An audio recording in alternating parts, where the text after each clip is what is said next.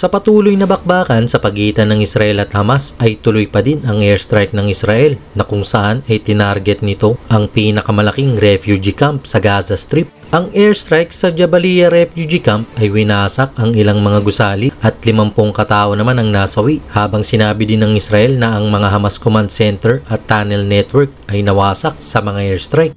Yan ang tinutukan ng aming grupo, kaya naman simulan na natin.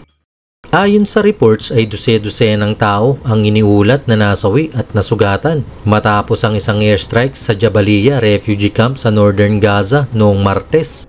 Sinabi ito ng Health Ministry na pinamamahalaan ng Hamas at ang direktor ng kalapit na Indonesian Hospital na hindi ibababa sa 50 katawang nasawi sa pagsabog.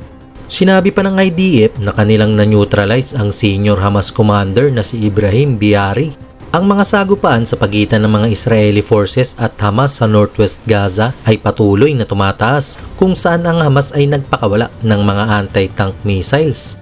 Sa kabilang banda naman ay sinabi ng Defense Forces ng Israel na tinamaan nito ang 300 Hamas targets sa ground operations sa nakalipas na araw, at ang mga anti-tank missile post, rocket launch post at underground compound ay tinamaan din. Sinabi pa ng Israel na ang Hamas ay gumagamit ng mga civilian buildings bilang cover nito. Samantala, kinumpirma naman ng IDF na 9 sa tropa nito ang nasawi sa operasyon sa Gaza. Our forces are currently fighting deep inside the Gaza Strip. They are killing terrorists in close-range combat, conducting coordinated strikes on terror targets from land, air and sea. During the afternoon hours, infantry and armored forces secured a central Hamas stronghold in the west part of Jabalia.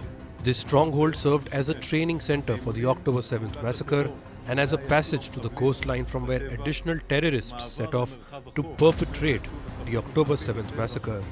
In the course of the fighting, we eliminated many terrorists and destroyed terror infrastructure. This is complicated combat, some of which is face-to-face combat. During the combat, we lost soldiers. Habang na-secure na ng Israel ang border nito sa Gaza at sinabing ang lugar ay kontrolado na nila at walang miyembro ng Hamas ang nakalusot dito sa nakalipas na araw. Dagdag pa dyan, sinabi din ng Israel na lalo pang tumaas ang mga tumatawid na civilian sa Gaza sa border na kontrolado ng Egypt, pero napag-alaman na ang daang ito ay sarado rin. Manatili ka lamang nakatutok sa patuloy na digmaang nagaganap sa pagitan ng Israel at Hamas. Ikaw, anong opinion mo sa video natin ngayon? Comment down below.